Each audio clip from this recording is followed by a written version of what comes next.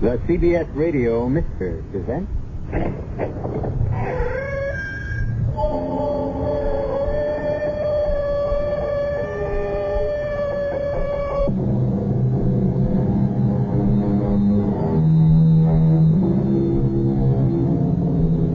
Come in. Welcome. I'm E.G. Marshall.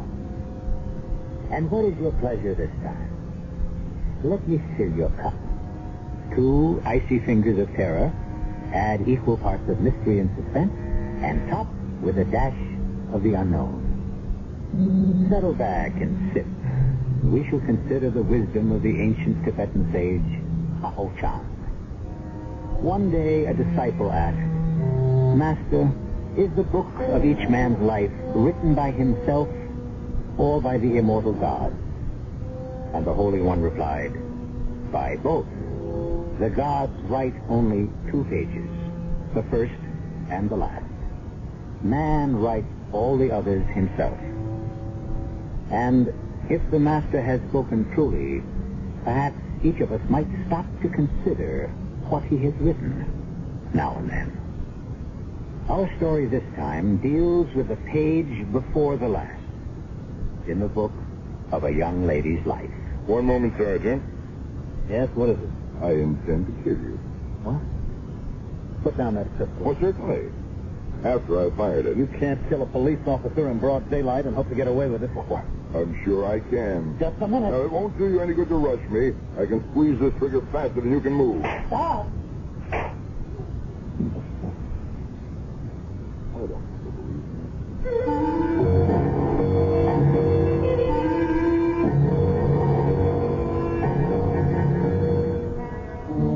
Our mystery drama, The Weavers of Death, was written especially for the Mystery Theater by Sam Dan and stars Mandel Kramer.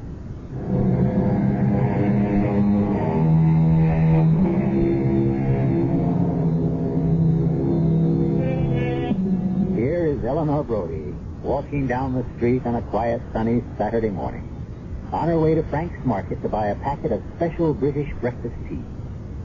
Golden-haired, green-eyed, willowy Eleanor. You'd never take her for 32. She looks at least 10 years younger. But that doesn't matter anymore. She'll never see 33. Tall, attractive Eleanor Brody is about to become a statistic. And as Eleanor enters Frank's Market, Frank himself is at the register. Bald and chubby, good-natured Frank. And he's about to become a statistic, too. And, waiting to pay for her purchases, elderly Mrs. August Vesuvius. Soon she will also be a statistic. Look through the window. A car has just pulled up.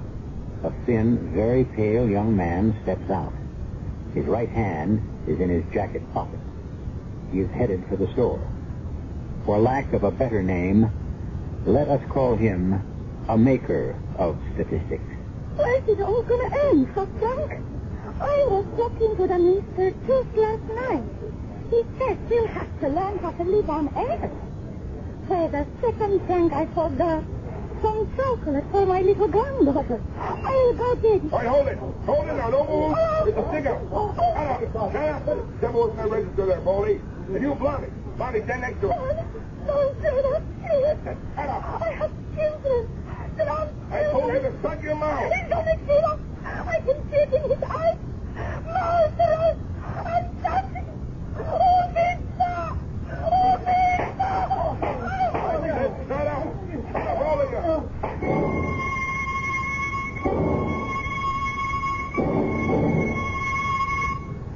No, we got nothing on it. It was a stick-up, and it's a new breed of punk. The old-time guys, they'd at least let you live.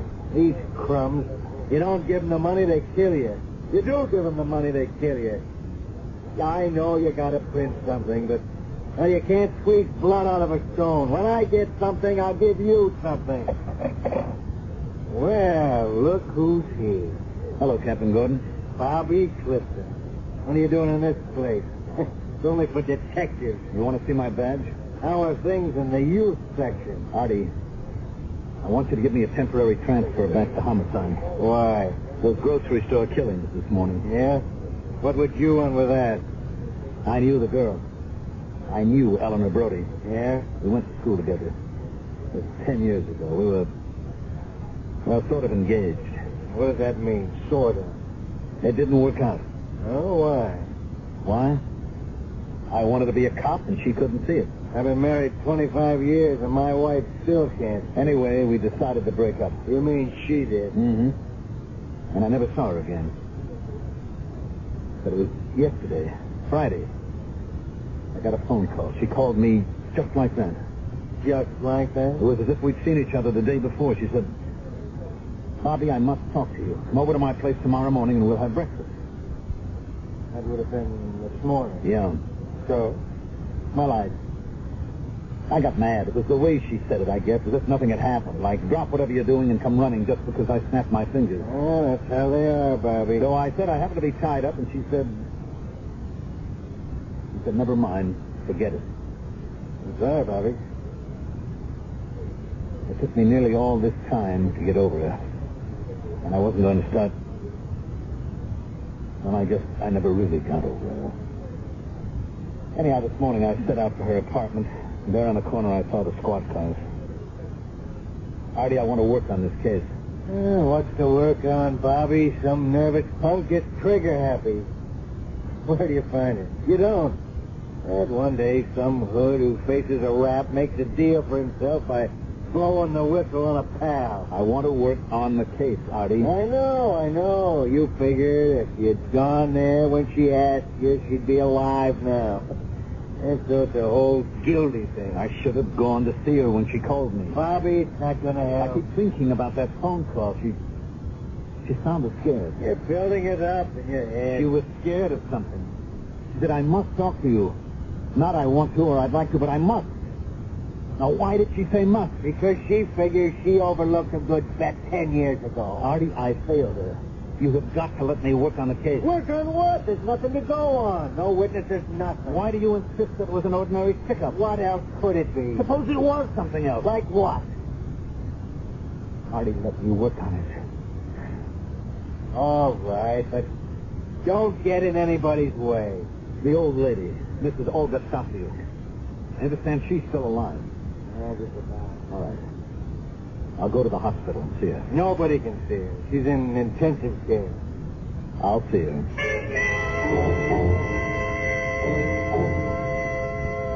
I know, Sergeant, this is important for the police, but the patient can't see anyone. Doctor, she doesn't have to see me. I just want to see her. You mean you just want to look at her? Why? The nurse says she keeps muttering something. Now, perhaps I can catch a word or two. Oh, all right. As long as she isn't disturbed.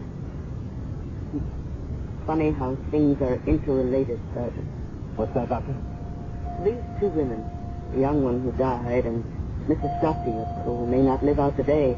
Now, the younger one, Miss Brody, her name was, she was here about a week ago. What for? It was midnight.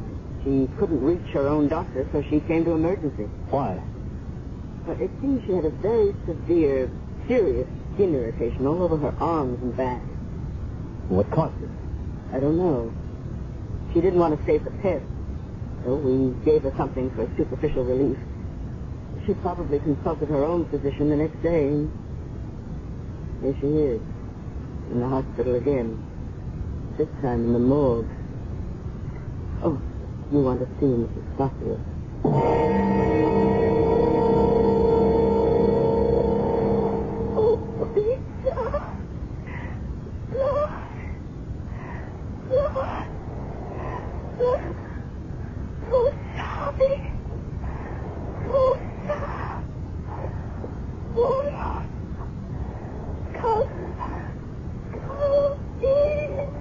Well, what do you make of that? She seems to be trying to say something. Poor woman. She can't seem to form the word. Maybe not the English word, but the foreign language. It doesn't sound like anything at all to me. Her name is Stasiuk. Olga Stasiuk. Now, it could be Russian or Polish. Doctor, I've got to come back here again with a tape recorder. You better hurry. She's getting weaker.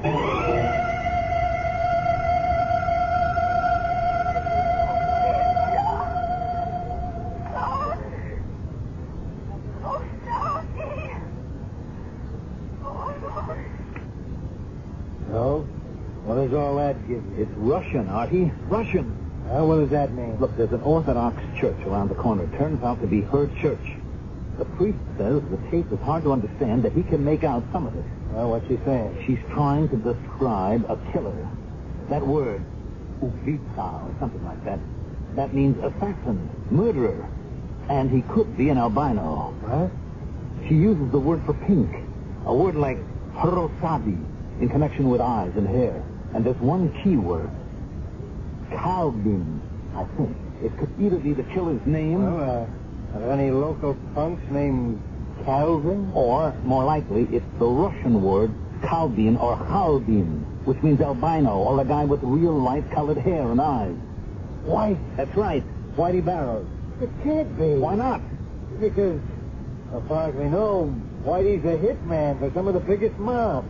He gets 20, 30 grand a contract. This holdup could have been a contract. Oh, a little grocery store keeper? Your ex-girlfriend? This elderly Russian lady? To whom are they worth 20, 30 grand? Look, if it wasn't a contract, what was Whitey doing in on it? You know the terrible thing here? This Whitey, this $1 million killer, he can just be walking along the street. He needs some loose change. Maybe he's left his money home, so he walks into the first store he sees. And what's he going to get? $100? Look at how easy he is to describe. He knows he'll have to kill every living soul in the place, all that for $100? Yeah, Bobby, he would do all that for just $100. That's what we're dealing with. Yeah, we better pick him up. Eleanor was in trouble. That's why she called me. But you don't know that. Whitey was paid to kill her and to make it look as if she's the accidental victim of an ordinary stick-up. He works it that way.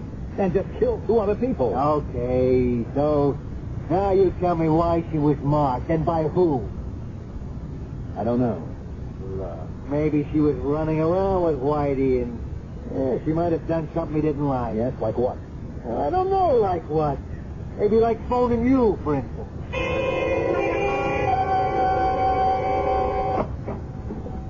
Yes? Dora Hastings? Yes. I'm a police detective. May I come in? Oh, of course, please do. Thank you. It's about Eleanor, isn't it? I've already talked to some other officers. You were her roommate? Yes, I still can't believe it. I mean, here was a girl with everything to live for. The breaks were really starting to come her way. What breaks? You name it, all of them. She'd finally broken into the design field. She got that great consulting job with Wainwright. Yes? And she was getting married. Yeah, she grew up at last. She figured it was time to put out the torch. The torch? Oh, some fellow she'd gone to school with years ago. They had an argument over something or other, and that was it. For years, maybe she thought he might call her, but he didn't. Can you believe a thing like that?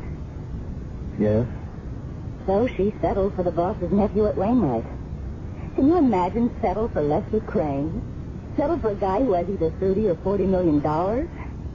But that's how she put it.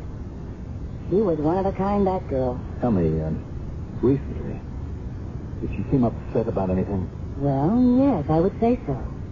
Can you tell me what it was? I don't know. I asked her, and she said it was just nerves. What reason would there be for nerves, as she put it? Well, that's what I could never understand. She was sitting on top of the world, yet she was terrified. Terrified? Pretty strong word. It is. She was terrified. But weren't you concerned? I was. But if she made up her mind not to tell you anything, you couldn't shake her. Yes, I know. You know? Well, how would you know that? Oh, I know girls like that. Now, you have no idea what could have caused her to be so frightened. No.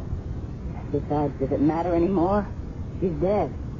Try to remember everything you can about her being frightened. Just how bad was it? Do you want to know? Last week, she got up in the middle of the night. She couldn't sleep. She was irritated. Irritated by what? Her body was irritated. What? You know, you can get skin rashes from nervousness and tension. She called for a cab and went right to the hospital. And then? She came back the next morning. She was better. Anyhow, she seemed different. In what way? Quiet. She was quieter. Calmer.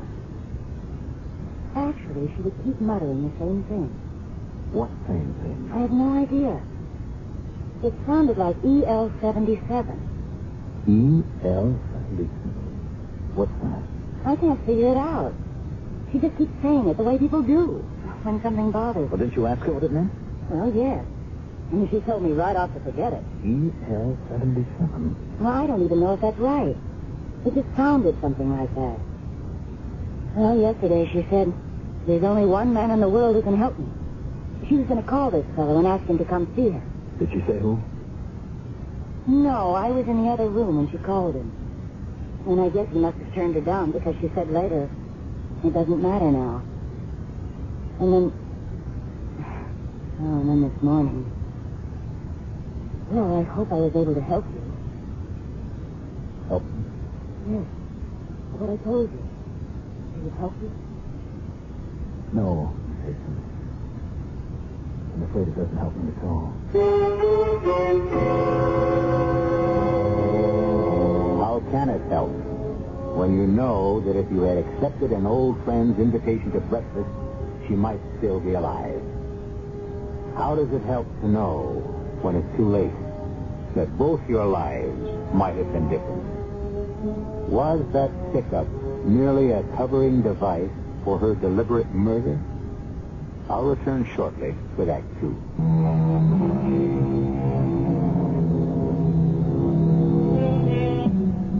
The world should turn on love and understanding.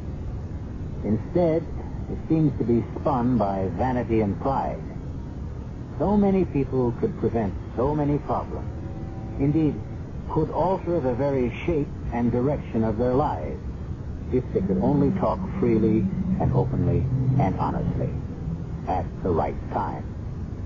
10 years ago, obviously, Eleanor Brody and Bob Clifton couldn't do it. And today, she has been killed during what appeared to be a grocery store robbery. And he is the detective investigating the case. Sit down, Sergeant. I'm sorry to disturb you at a time like this, Mr. Crane. I understand. You were Miss Brody's fiancé. Yes, I was. Tell me, did she seem to be upset recently? Upset? Why should she be upset? Oh, Sergeant, this is my uncle, James Wainwright. I was told there was a police officer in the house. What can we do for you? I want to ask a few questions. Yeah? Why? Uncle Jim, it should be obvious why. It isn't obvious to me, and besides, I didn't ask you.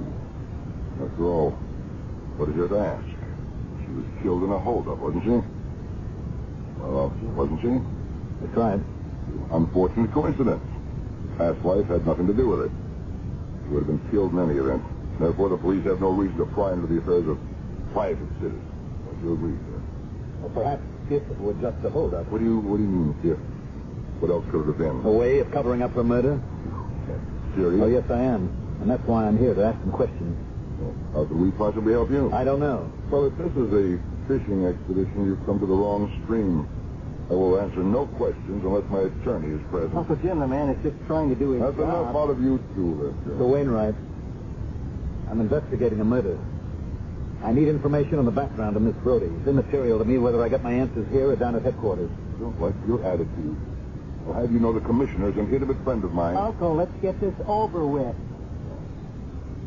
Well, what do you want to know? Miss Brody, did she seem upset lately? Well? No. Not at all. Why do you ask? Her roommate says she was. Oh. Well, that's all. You know women, they get nervous as their wedding day approaches. I don't mean that kind of nervous. I mean terrified. Well, yeah, she might have been terrified. Of what? Of her approaching responsibility. She was marrying very far above her station in life. Now, Uncle Jim, you shouldn't talk like that. Why not? True. She was a poor girl, and my company, which one day will be this young man, has assets of $50 million. What is your company, sir? Wainwright Associates. What does Wainwright Associates do? You can't be serious. Oh, I'm sorry. We import textiles, all kinds of textiles from all over the world. Yes? And we sell them to various manufacturers. I see. And Miss Brody's position? She was a designer. We maintain a design service for many of our clients. Well, that should end the inquisition. Tell me, would either of you be aware of a man with a very light complexion, almost no coloring at all? Why do you ask? It's important to our investigation. No, I'm aware of no such person. Mr. Crane? No? I have a question. Yes? My nephew here, Lester Crane, he gave Miss Doty a great many gifts. Are they recoverable? Uncle Jim, how can we talk about that now? These things have to be faceless, sir. Now, Sergeant, what procedure do we follow? It seemed to me that your attorney could advise you. Those gifts were her property. They belonged to her estate. Well, I'm thinking in particular of things that belong to Wainwright and Companies and designs and clothes, especially a sweater that's a new model. You'd have to discuss that down at headquarters. Well, sir, if you have no further questions... I have no further questions at this time.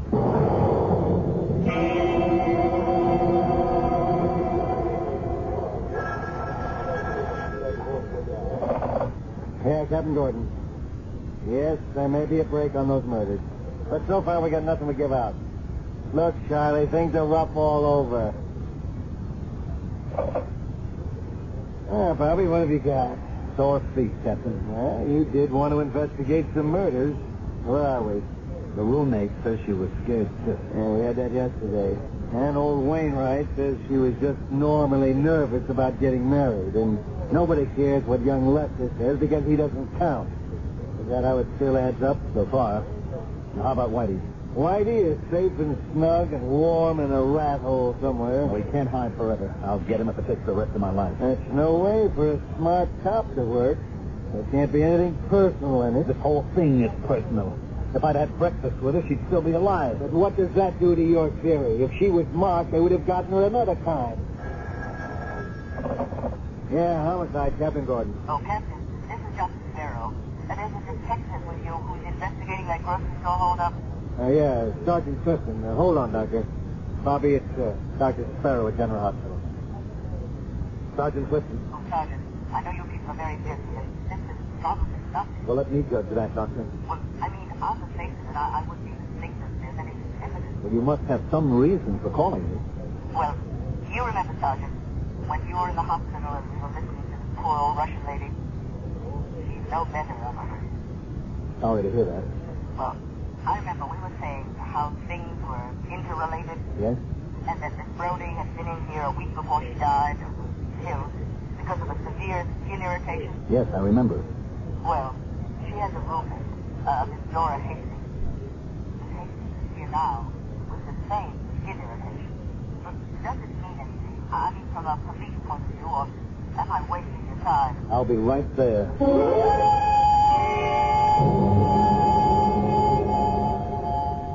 Actually, she came in last night. She's much better now. We figured it. She can go home tomorrow. What caused it, Doctor? Well, it's a sweater. A sweater? Probably the most beautiful sweater I've ever seen. Such brilliant color, lovely design, but... But what? But there must be something in the dye. It seems to have a very strong alkali base. It's going to give a lot of trouble, especially to people with sensitive skin. Hello, Miss Hastings. Oh, am I in trouble with the law? Why should you be in trouble with the law? For taking the sweater. I don't know anything about that. I've been punished enough. Take it back. Put it with all her things. I don't want it. Why don't you tell me about it? I knew something would happen to me. What? I never stole anything in my life. So the first time I weakened. So what did I take? I didn't try to steal any of her jewelry or anything that was really valuable. I just took the sweater. The sweater? Well, who'd miss it or know anything about it? I couldn't resist it. It's so pretty. So look at what happened. My arms. Certain people, and I'm one of them, should never steal. Please, take it back to the apartment. All right, now you decided to take the sweater. I wore it when I went shopping and out to dinner. And then a couple of hours later, I felt as if my whole body were on fire. Say, that's what must have happened to Eleanor the night she had to come here. She'd worn the sweater, too. Are you sure? I'm positive. And where did she get the sweater? She brought it home from the office. It's one she designed. You mind if I take it? Please.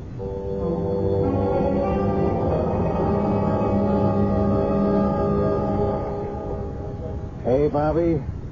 There's a phone call for you. From whom? Well, it was about you. It seems that Wainwright had a court order to go to the Brody girl's place and pick up some designs that belong to the firm. So? Yeah, so they claim something's missing. What? The sweater. What kind of sweater? Come on, you know what kind of sweater. The sweater you were supposed to bring back from the hospital. The one that the roommate borrowed. That sweater? Where is it? In my locker? What kind of game are you playing, Bobby? They want it back. I'll bring it back. Bobby, you're trying to pull a fast one, but this Wainwright has got a lot of clout. Why did they want the sweater? Because it's their property. Sure, but when I was at the house, the old man started this song and dance about recovering some gifts and stuff. It was all a cover. For what? For the sweater. Why would they want that sweater? Huh? From what I hear, it's already given two girls fits. There is a hard luck sweater. Well, still, they want it and it belongs to them. So I'll bring it back. Yeah. Bobby, do I know everything that's going on? No. You only know as much as I do. You'll personally hand-deliver that sweater? Of course.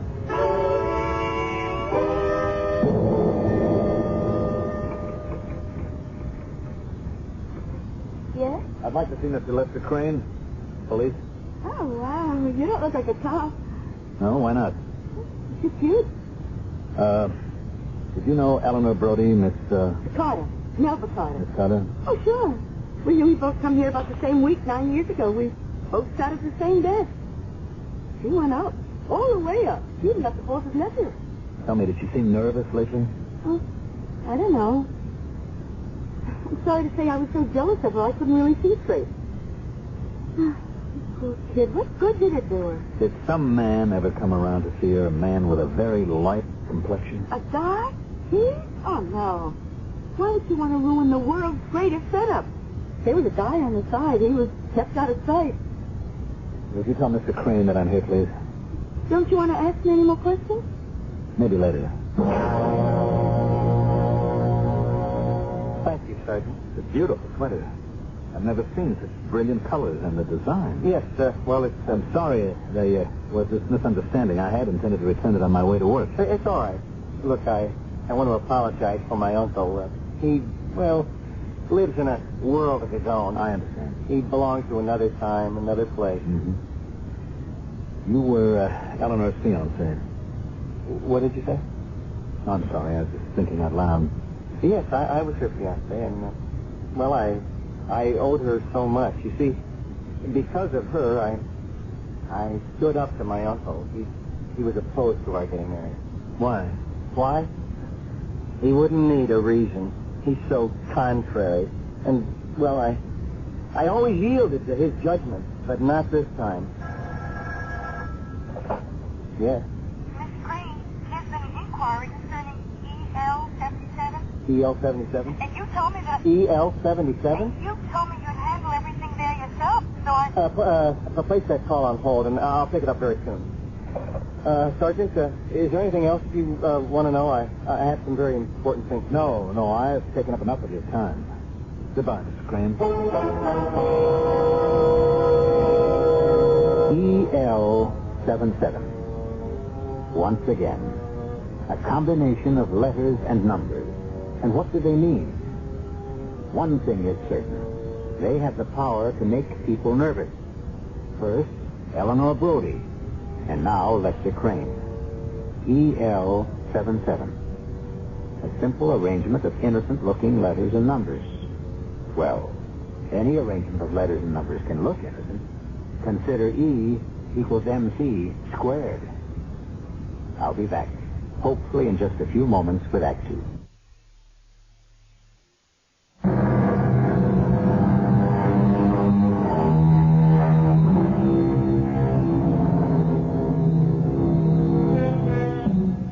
As the poet said, the saddest words of tongue and pen are these: it might have been. Bob Clifton thinks of what might have been with Eleanor Brody. 10 years ago, they were too proud, too immature perhaps, to know how to make love endure.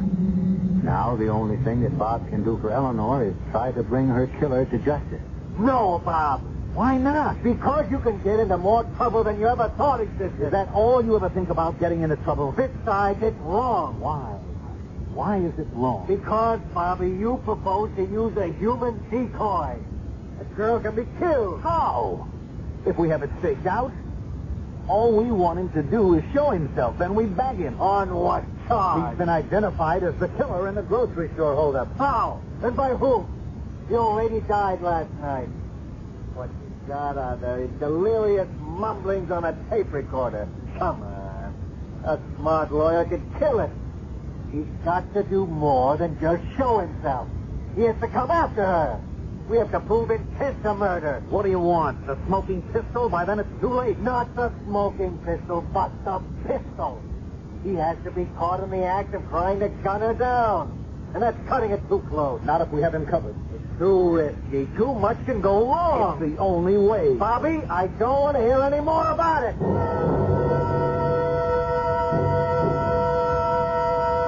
You don't have to do it, Miss Hastings. But I want to.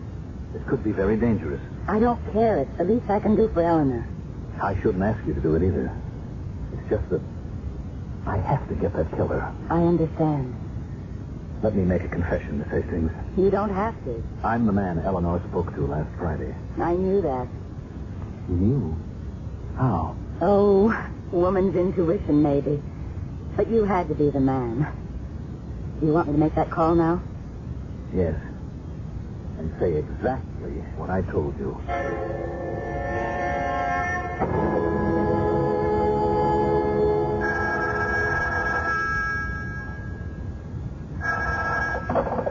Hello? Mr. Wainwright? Yes? Mr. Wainwright, I have a talk with you. Who are you? I have certain information What is this? concerning EL-77. What? What did you think? You heard what I said. Well, what do you want to talk about? I don't know. Make me an offer. Offer? To do what? Well, not to go to the police, for instance. Oh. Oh, I see. Is that how it is? Yes, that's how it is. Well, let me think about it. You don't have any time. I'm leaving the country tonight. I'd like to travel first class, if you know what I mean. See you in an hour, Could you make that 2 hours? but no longer. And the address? 18 Stevens Court. Sounds familiar. It should. I'm her roommate.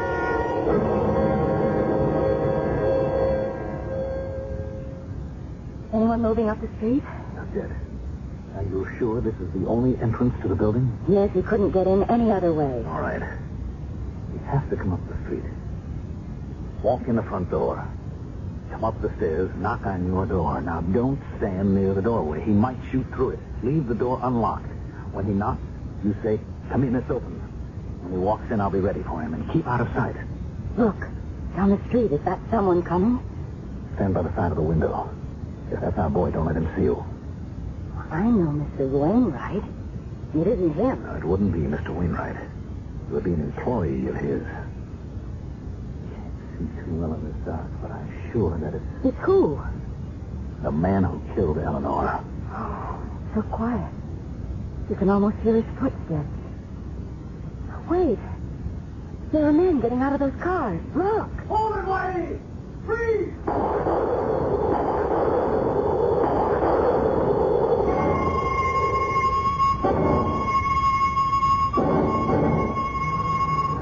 Artie, what are you doing here? What am I doing here? I had the place staked out. Why? To save your neck. I knew you'd try to get Whitey to show himself. I wasn't going to let him come up to the apartment. I just killed him. How can we tie him to Wainwright? Bobby, it was the only thing we could do. Well, hello. Oh, did you have this cop who called on Mr. Crane, the cute one? Is everything squared away? Yes, I guess so. I was headed for your office. Oh, so am I. But maybe you could do something for me. Well, why not? This is a package of some papers that we found in Miss Brody's apartment. Now, some of them look like business things, and we want to return them to the company. Could you save me the trip? Okay. It's a nice day for walks, though, isn't it? I don't even know if they're important, but I figured perhaps... What's the average cop do on his day off? some of them are just notes. And there's a number that I noticed. It says EL-77. What does EL-77 mean? Oh, it's a lot number. A lot? Yeah, it would mean the European lot EL, and the number 77 means 7.7 million yards. That's quite a number of yards. Yeah, pretty good size, even for us. It's a hush-hush thing. What do you mean? I don't know. The only people who know anything about it are Lester Crane and the old man. Well, where is it? Where? The warehouse, I guess. Do you work every day in the week? But thank you very much, and this is a favor. Bye. Hey, come back here. You forgot... He wants me to deliver a package, and he forgets to give me the package. Some cop. Fearsome.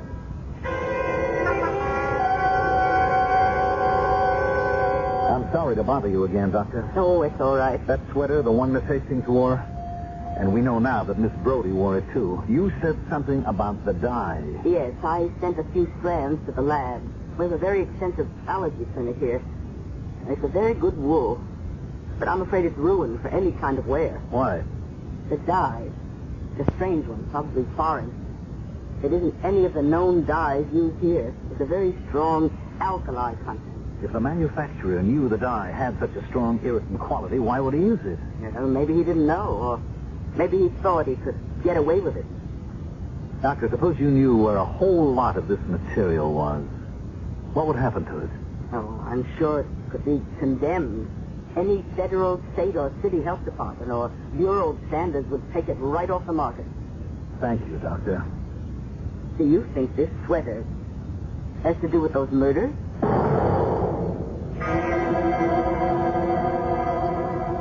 I don't mind telling you, Sergeant, I'm not in the habit of receiving the police at this hour of the night. I'm here on official business, Mr. Wainwright. Indeed. Well, then why not conduct it during business hours? I have here a few strands of a wool material. Where did you get that? From a certain sweater. Oh. Well, what's that to me? This sweater was a sample. It was to be duplicated and sent out to Wainwright customers to show the brilliant colors that were a part of a certain imported lot. How dare you pry into the business of my company? European lot 77. The dye in it makes the material unfit for human clothing. That is a lie. Is it? If inspectors were to examine lot number 77 in your warehouse, Mr. Wainwright, what would happen? Excuse me, I have a document here in my desk which will explain everything. See now. Yes, here it is. All right, put up your hand. No, don't reach for your gun. You can't get away with Well, it. I'll just have to. Uncle Jim, what do you do? Lester, he has a gun in his belt holster. Reach around. Get it. I warn you, Sergeant. Don't try anything. But Uncle, just do as I tell you. Want to go bankrupt and in jail? Just remove it. Now hold on to that gun. Oh, what are you going to do with him? Kill him. Oh, no! I just explained the alternative. That's right, Lester. He has to kill me just as he killed Eleanor. What? What are you talking about? Oh, he didn't kill her. He hired a thug to do it. No, she was killed in a holdup. In what looked like a holdup. You see, she knew about EL-77, too, and she wanted you to destroy it. I know, but how could we do that, huh? We would have lost millions. She said she'd go to the police, didn't she? No, she only said she'd break the engagement. But your uncle could have trusted her. Lester, we're wasting time. You can't keep killing people, Mr. Wainwright. Uncle Jim, there can't be any killing. There's already been killing. Your uncle had Eleanor murdered. Don't listen to him. Sergeant, look, we have to get rid of that cloth. It's wrong, I know, but if we don't, we'll go broke. Eleanor couldn't understand that. So she walked out on me. But she would have come back afterward, except that she was killed in that store. No. Wainwright killed her. He knew she'd turn you in. Don't you see what he's trying to do? What? Why do we have to kill him? What else is there? Why can't we have an understanding? Sergeant, there's a way out of this. There must be. No. The only way is for me to take Mr. Wainwright and book him for the murder of Eleanor Brody. And you're going to let him do that? I can. Go ahead, Lester. Ask him. Ask him if he killed her. Uncle, did you... What else could be done, you fool? We'd have all gone to the jailhouse first and the poorhouse second. Did you kill her? Yes, I killed her. I hired a man to kill her. I had to. You weren't man enough to kill her yourself. You killed her! Lester.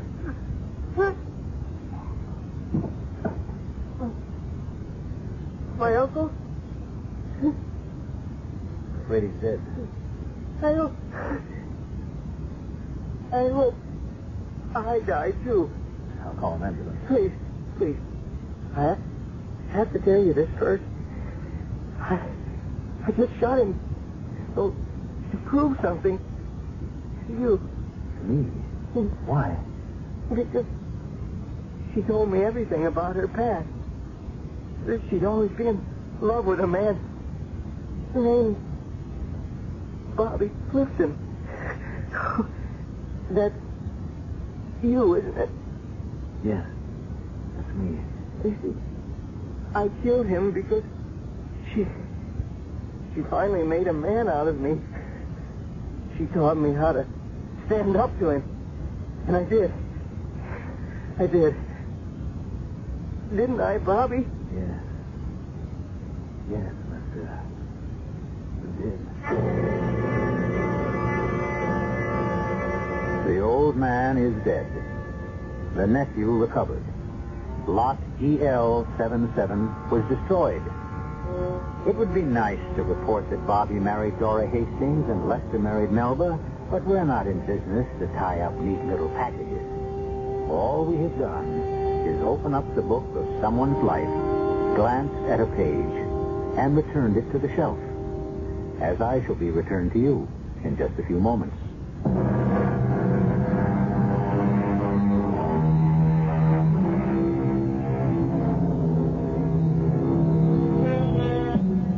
It is written, every man is a weaver, and on his loom he weaves his life. But the colors and the design are not created by the skill of his hands. Rather do they spring forth from the beauty of his heart. We are also weavers of spells. And we hope you will join us 7 times each week and enjoy our designs. Our cast included Mandel Kramer, Bob Caliban, Joe Silver, Bryna Rayburn, and Catherine Byers. The entire production was under the direction of Hyman Brown. And now, a preview of our next tale. They're hiding in a cave. A cave? You must do better than that, my dear. You pick up the pathway just past our house, and you follow it north for 2 miles. Now you come to a deep ravine. In front of you is what looks like a wall of solid rock. But it isn't. No. Because when you climb to the top of it, you will see the entrance to the cave. Thank you. Sergeant, place her under arrest. But you said... I said you'd be rewarded. At this point, I don't know how. If you're lying, a firing squad will give you 30 leaden bullets. If you're truthful, there are 30 silver krona. Radio Mystery Theater was sponsored in part by Buick Motor Division. This is E.G. Marshall inviting you to return to our Mystery Theater for another adventure in the macabre. Until next time, pleasant dreams.